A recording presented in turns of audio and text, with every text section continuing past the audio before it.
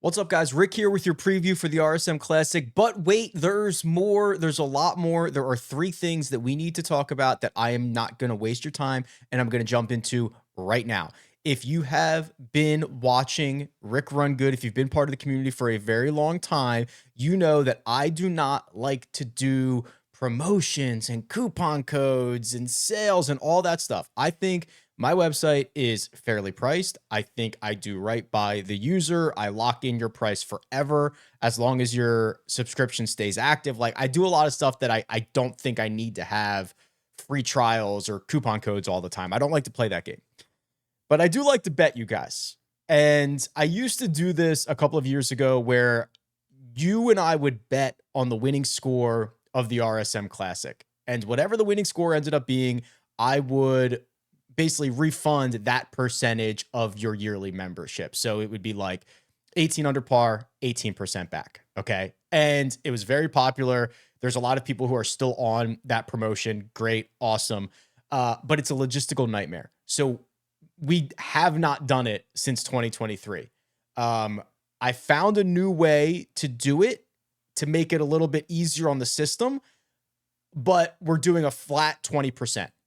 So last year, I think the winning score for the RSM was 16 under par. So that would have been 16%. I'm just going to give you 20% right off the bat. Right. All right. And that's what it's going to be. So this is for new and existing users. If you sign up for a yearly membership on RickRunGood.com, you're getting 20% off. It is running this week only, and that is it. And you might not see it again for 2 years because that's the last time that I did a discount like this. So it's going to run until November 23rd at 7 p.m. Eastern time. There are no exceptions. That is it, right? Don't email me on the 24th like, Rick, I meant to do no, I'm shutting it down. All right. So RickRunGood.com/fall25. If you're an existing user, all you have to do is make sure that you are logged in prior to going to that page, and it'll show up and it'll say, oh, you know, your prorated account or your prorated amount or whatever, right? And it'll show you the terms. But if you're a new user, just go to that link and it'll ask you to register and create an account and all that stuff. It'll put the coupon code in for you. But this is fun. You guys enjoy it. I enjoy it. I'm just going to say, hey, it's 20% off. And this is the 1 week every 750 days that we get to do this. It's a lot of fun. It's a way I can give back to you guys who I appreciate in a big way. Number 2, and 2 and 3 are kind of lumped together. The one and done for 2026 on Splash is live. It's massive. It's the biggest on the internet. $1.25 million guaranteed. It's going to run from the Sony Open to the BMW Championship. $100,000 to first place. There are segments, 6 different segments, I believe. So if you win a segment, it's $7,500. I think each segment pays out the top 16. And the overall payouts go out to 10%. So over 500 people are going to get paid in this. There are 2 additional giveaways within this. So if you go to Splash Sports right now, the link is in the description to go sign up for the one and done right now. If you enter 2 entries or more, it doesn't matter if you enter 2, 5, 6, like, you're in this draw. The first draw is 2 tickets to the Players Championship in hospitality at the Intracoastal Club with me. Splash is going to pay, they're going to give you a travel stipend. They're going to give you $2,000 towards hotel and airfare. They're going to give you 2 tickets, and you are going to sit next to me in the Intracoastal Club. Rick, what is the Intracoastal Club? Well, it's this club right here. It is between the 12th and 13th holes at TPC Sawgrass. It's got shade. It's got TVs. You've got action. It's open air. It's got bars. It's got food. It's got everything, right? I'm looking forward to this. I cannot wait to sit here. I cannot wait to check this out. It's going to be an absolute blast. The second item, and this is not listed in the Splash details, but this is on me. If you enter the one and done before January 1st, so enter it early, I'm going to pay for a trip for somebody. A trip for 2. I'll pay your travel. I'll give you the same travel stipend to either come to Las Vegas or come to Southern California. You choose. I don't care which one. I'm in both places all the time. We can play golf at my club. We can go to a show. We can play poker. We can go to a sports book and just watch sports.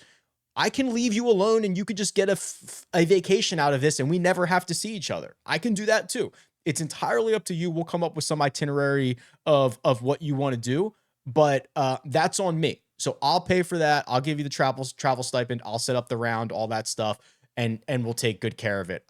It's my way of giving back a little bit, right? If you do both of these things, you're entered into both draws. So you can put your 2 entries in by January 1st and you're in both draws. Great. That's awesome.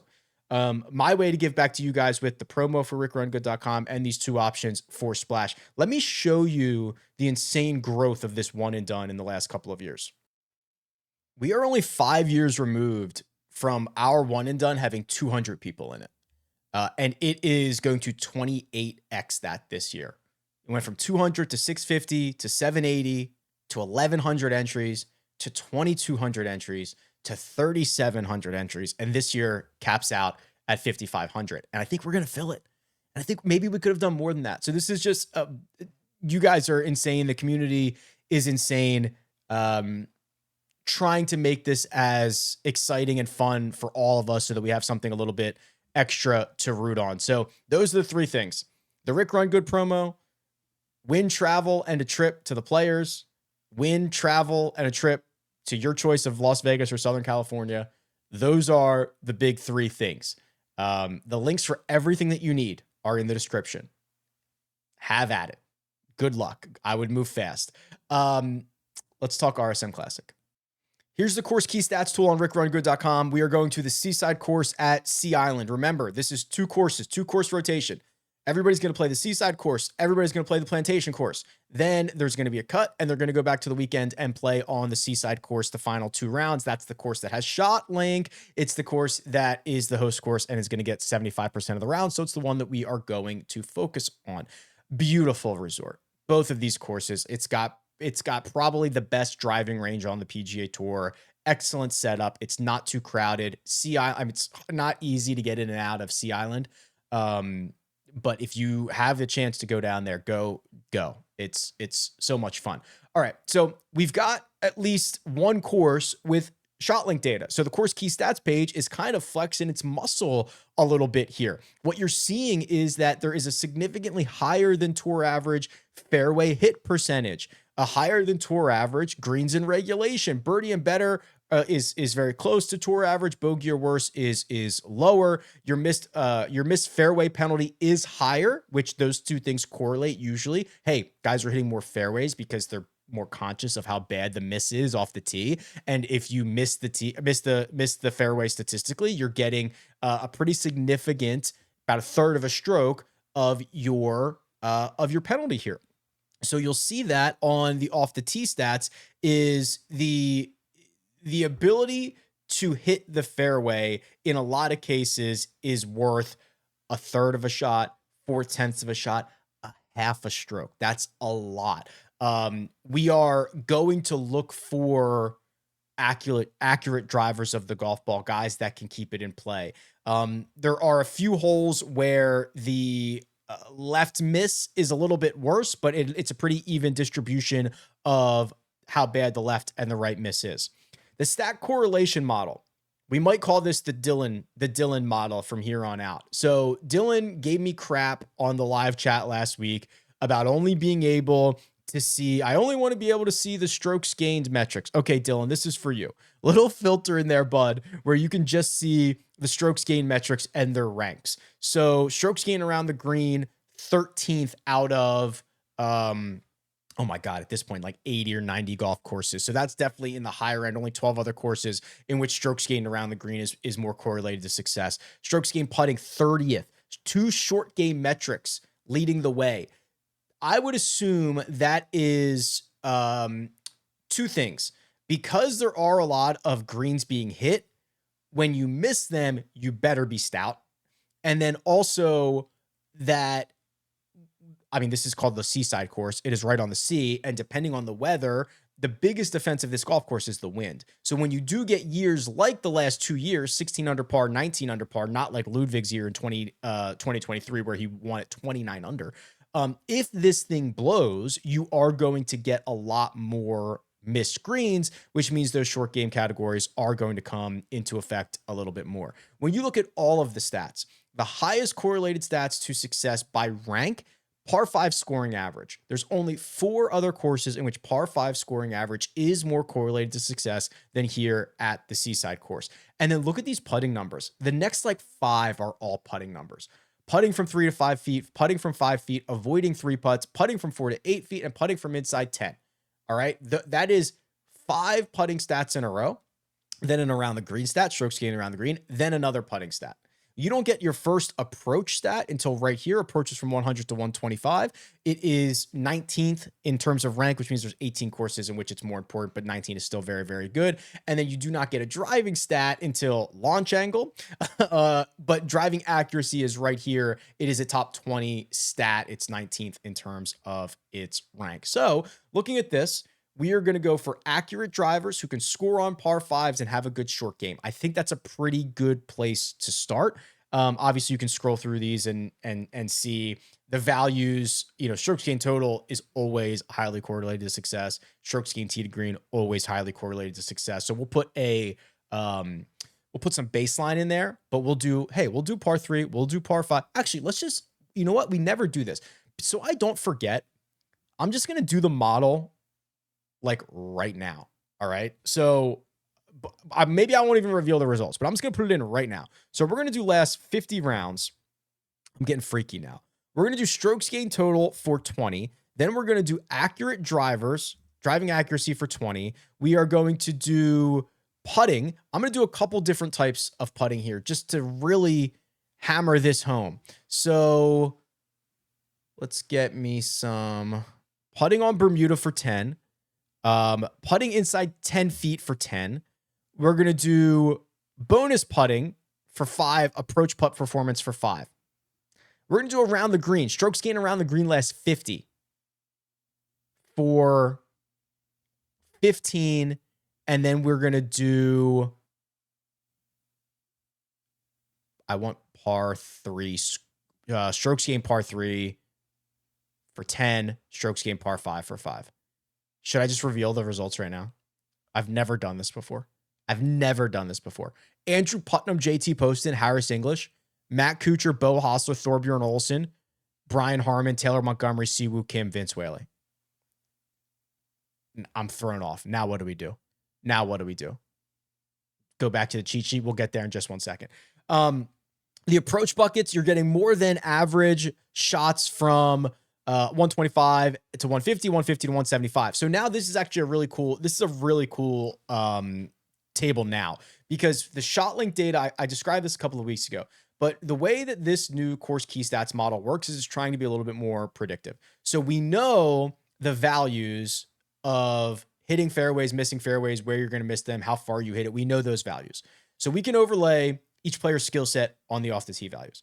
We can overlay each golfer's strokes gained from each one of these approach buckets and the frequency in which we think that these buckets are going to be, shots are going to come from, and we can make adjustments. And we can do the same thing with the putting in a second. We can get to the course fit. So the way that this reads, now you got to be a little bit careful here. Doc Redman and Brendan Valdez have 1/10 of the sample size as everybody else. So they are 1 and 2, but only 146 measured approach shots with radar from Doc Redman, only 150 from Brendan Valdez. The other guys, Henrik Norlander, Victor Perez, Ben Coles, have like literally 10 times that, 1,500, 1,600. So let's start with Henrik Norlander. He's getting a 3/4 of a stroke, a positive approach adjustment because of his skill set and the way the shots are coming in. So it's kind of saying like, I would expect Henrik Norlander to gain 3/4 of a stroke to the field on approach in every round. So that would be, 3 strokes on approach over the course of the tournament. It's obviously not going to work out like that. He's going to, but that's the idea average. You do this over infinity, right? So Norlander gets a very good adjustment. Victor Perez gets a great adjustment. Ben Coles, Antoine Rosner, and Rico Hoey. Then you do the same thing with the putter. Okay, well, we know make rates compared to tour average at Sea Island are almost identical to tour average. And then you take guys' skill level in those categories and you make the same putting adjustments. And again, beware of the small sample sizes. So big sample sizes, Taylor Montgomery, Denny McCarthy, Nico Echeverria, Sam Ryder, Brant Snedeker. Then you take the off the tee numbers, the approach numbers, the putting numbers, and you adjust everybody's fit here. And despite having a negative putting adjustment, Nicholas Norgard is number one. Despite having a negative approach adjustment, Pearson Coody is number two. His off the tee stuff is insane.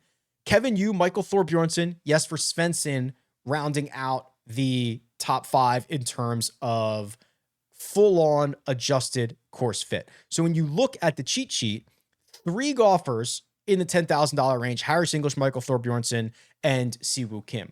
Michael Thorbjornsson got one of the best adjusted course fits. Harris English got one of the best scores in our model. He was third in our model, and Siwoo was ninth, and Michael Thorbjornsson, my God, was 67th. Okay. So what do we do? Why is Michael Thorbjornsson so low?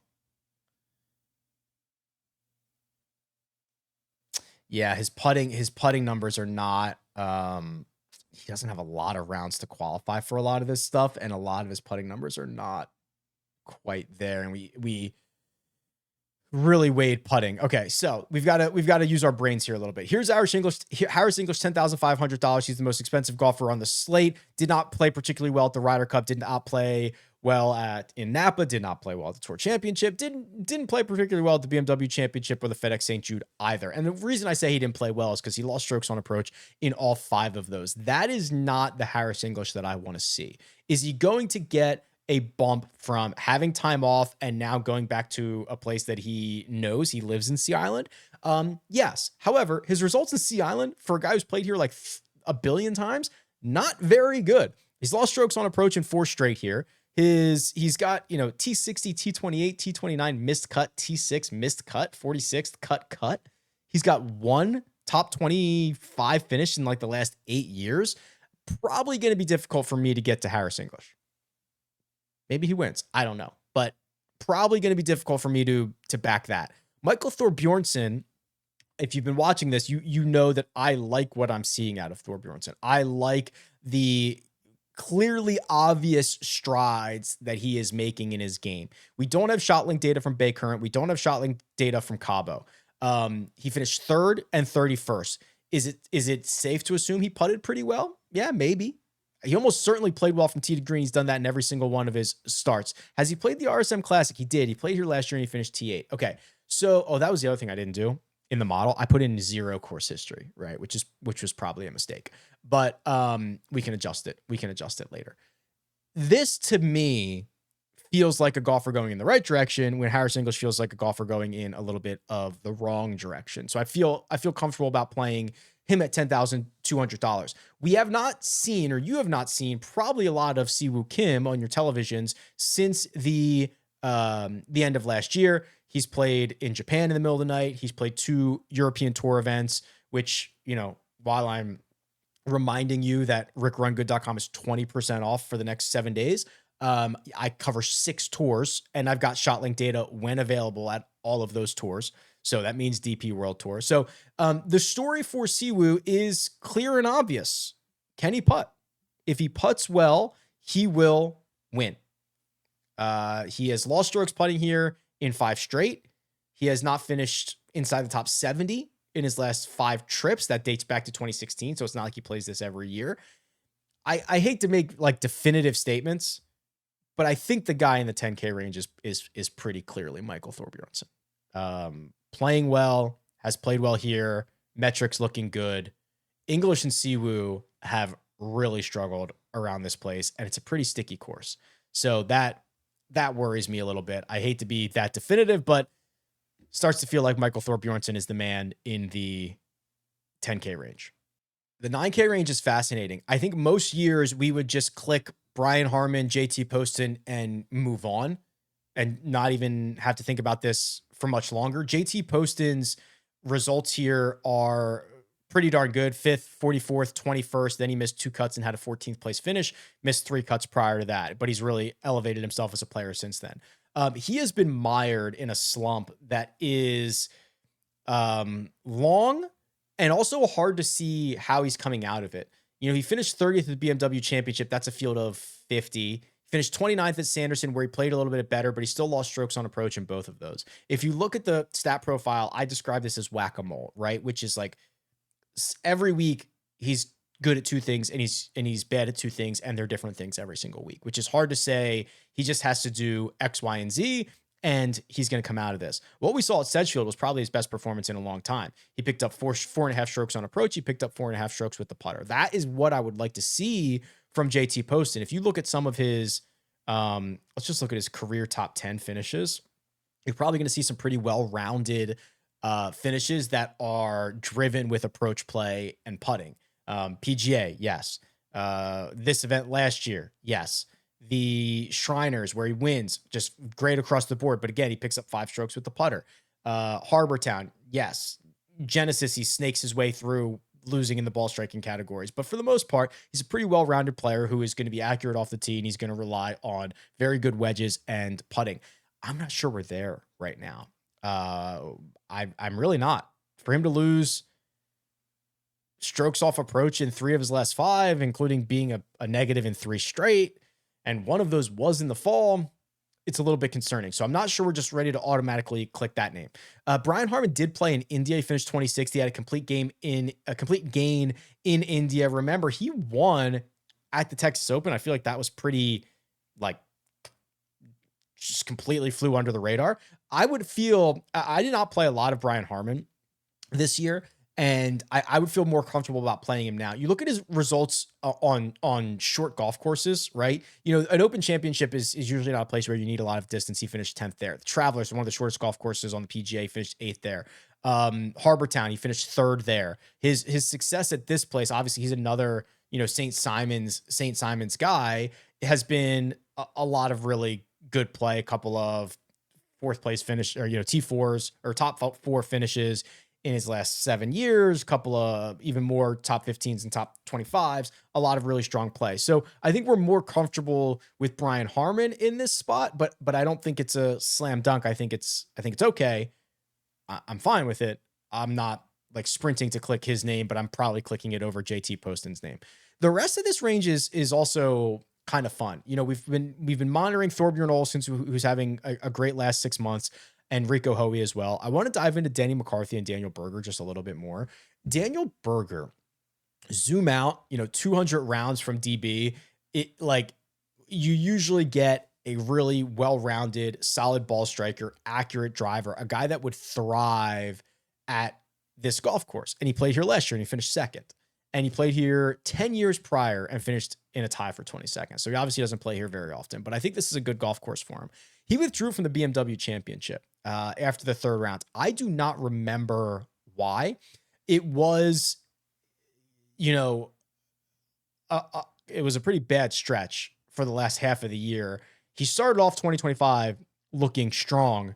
He lost the putter significantly since Harbor Town. I bet you, I don't want to pick on DB, but while I'm thinking about it. So since April 16th, he might have been one of the worst putters on the tour. April 16th, 2025 to now.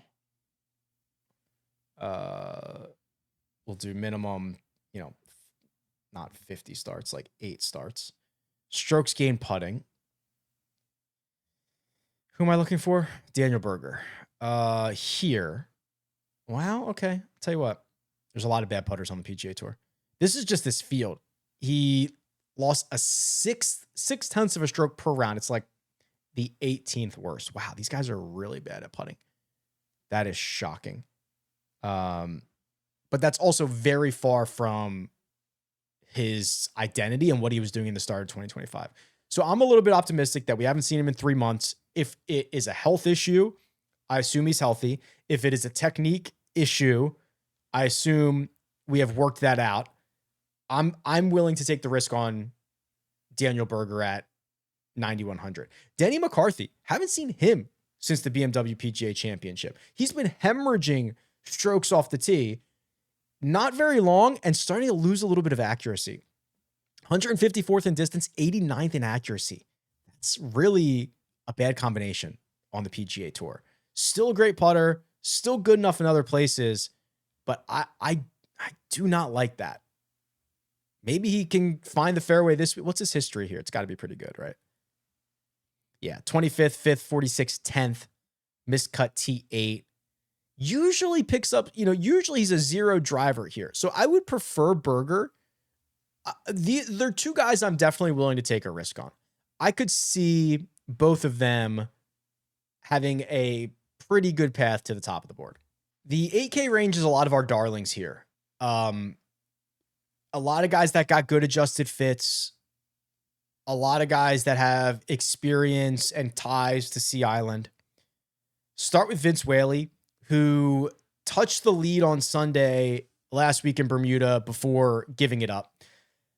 He has now been on a run since this fall started where he has not, he's got every single start. So 1, 2, 3, he's got 6 starts. 5 of them are 38th or better. Half of them are 17th or better. And 2 of them are 3rd place finishes. So he has 2 podiums in 6 starts. He has been very good here in the last 2 years, a T8 and a T13, complete gains in both of those. He got a very good adjusted fit. And if it does blow, he is one of the guys who has that really low ball flight. Actually, I'm just going to show you the other view of this. I think I tweeted this out yesterday, but he has this, he just refuses to hit the high ball, just goes low no matter what. So if it does come off the C, you'd think that Whaley would be in a pretty good spot there. So I think there's a lot of ways for him to get the job done. Pearson Coody, I'm a little tentative with because so he is now statistically like one of the best drivers on the PGA Tour. He finally had enough rounds to qualify, and he's gaining like a stroke per round off the tee. It's pretty nuts.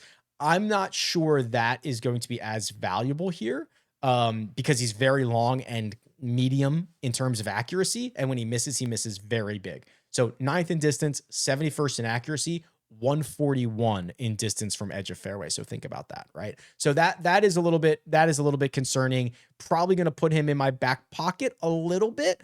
Not have as much exposure to him for this week. Kuchar, we were high on last week, finished 46th. It was whatever. If you were high on him last week, you would think this would be a pretty good spot for him, though he hasn't had a lot of success here. I can probably do away with Kuchar. And then Nico Echeverria, who had 3 outstanding rounds and 1 miserable round, is still very much on my radar, plays well at seaside places. So there's a lot of really good stuff here.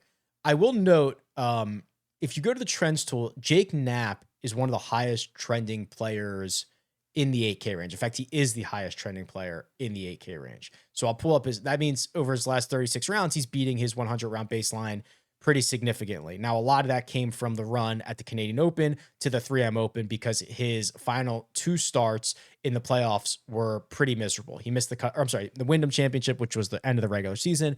And then he missed the cut. He finished 62nd. There was no cut in Memphis, and it was a really ugly 4 days. I hate to even mention this. This is the first start for Jake Knapp since the passing of his girlfriend, which is an absolute horrific tragedy. Sick about it. I don't know a guy like where, I hate to even try to like put this into words about are we going to play him in fantasy or not, but like where his mental state is. It's a horrible thing. Maybe he finds reprieve on the golf course. Maybe it's horrible because he's got to answer a lot of questions. I don't know. But I did just want to note that as full disclosure of what's going on with the situation at Sea Island this week. But I'm sick about it. I was sick about it when I heard it. It's horrible. These are the guys that I swear I've played every event in the fall. Mackenzie Hughes, this is a good spot for him. Patrick Rogers has to play better than we've seen from him. Eric Cole starting to find his stuff again. Takumi Kanaya also playing well, low apex guy. Eric Cole, we'll address him for a second. Missed the cut in Bermuda. There was a wave advantage. It was really like, I'm not going to put too much stock on missed cuts in Bermuda. Played well in Cabo the week before that. It was a 10th place finish. Played well at Sanderson. He just loses a ton of strokes off the tee because he's very short and he's very inaccurate. His play here has been a lot better. Still losing strokes off the tee. He lost 3 strokes off the tee last year and finished T15. So I think there's a pathway to him, again, finishing inside the top 15 at $7,600. The big one here, and I feel like I say this every week, is Johnny Kiefer, right? So Johnny Kiefer, young gun, coming up from now, he's gonna have his PGA Tour card. Missed the cut in Cabo. Well, it's not the end of the world. He's also statistically, and this is a lot of Korn Ferry stuff, but over the last 36 rounds, he's the best player in this field. 1.4 strokes gained per round. Now, that's very generous to him because I'm using his Korn Ferry Tour stuff, but the thought process behind Johnny Kiefer is that when he figures it out, like, he's never going to be $7,400 again, right? Like that he is that highly regarded in our industry, and there's going to be raw moment. Same thing with Michael Thorbjornsen. Michael Thorbjornsen was very, very raw for like 2 years, and now he's finally starting to figure it out. We don't know what that learning curve is going to look like for some of these guys, but he's very highly regarded. Max McGreevy's fall, and I think he's one of these guys that needs it. Max McGreevy's fall is finishing strong. 33rd at the Bay Current, stronger field, smaller field. 11th at the Black Desert, 56th in Cabo. After starting out by losing 5.5 strokes to the field, so the fact that he even made the cut, hat tip to you, Max McGreevy. And then an outstanding week in Bermuda, had a chance to win that golf tournament late. I think deploying him here, despite miscut 16th, he didn't play here last year, so that's 23, 22, 21, is well worth the $7,400.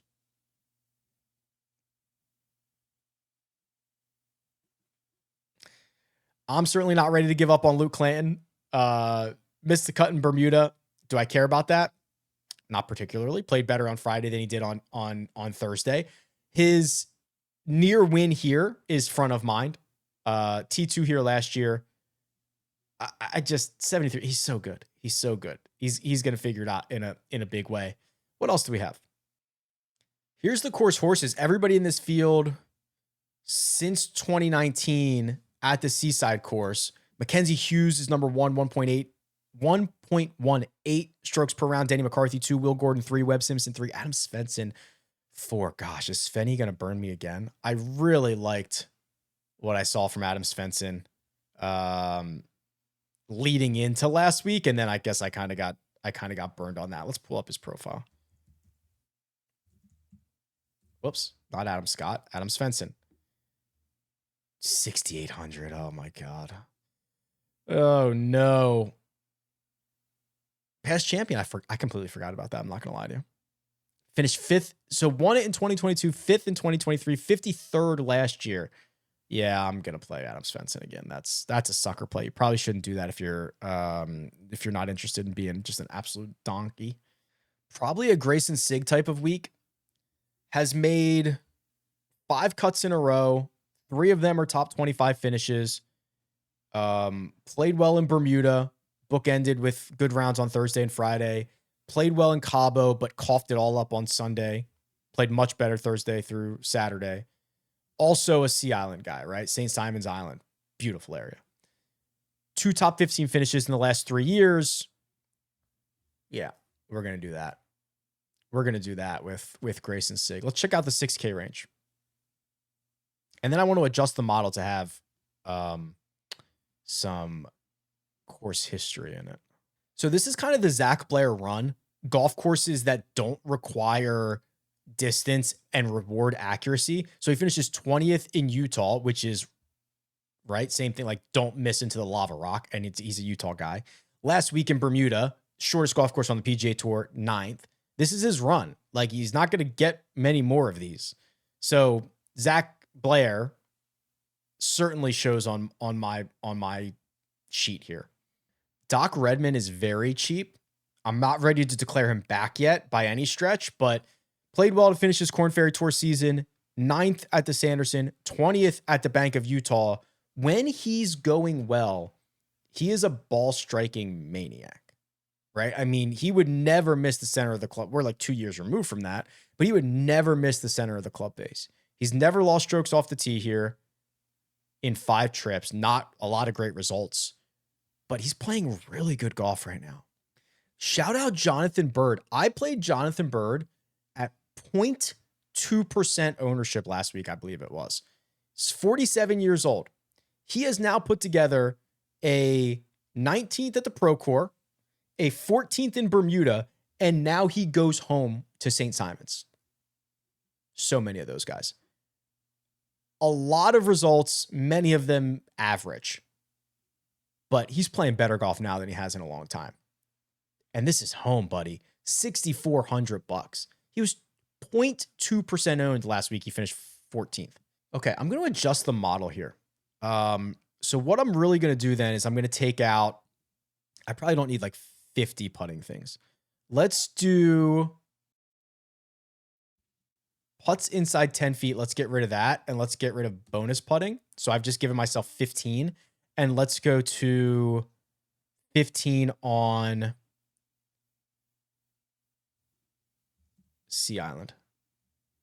Does that change much? Putnam's still up there. Poston's still up there. Oh, looks like Chandler Phillips got a jump.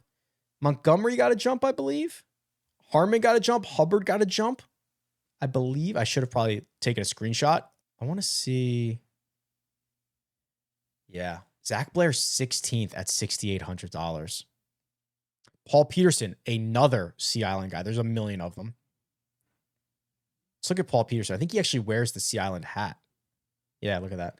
So let's see. Just flushed it at the Black Desert.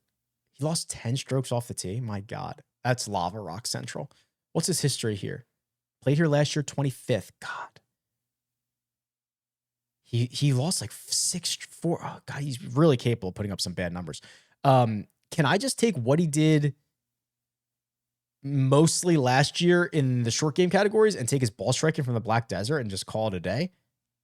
He cannot not be very expensive. $6,300. Yeah. This is, I'm going to play this. I hate myself. So I play stuff like that, but wow. Okay. Listen, live chat on Wednesday. The fall special for RickRunGood.com, RickRunGood.com/fall25 is over on Sunday, the 23rd at 7 p.m.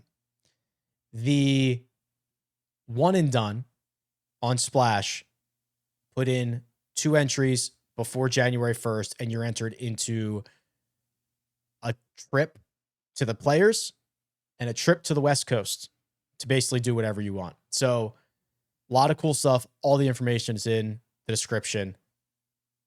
I love you guys. See ya.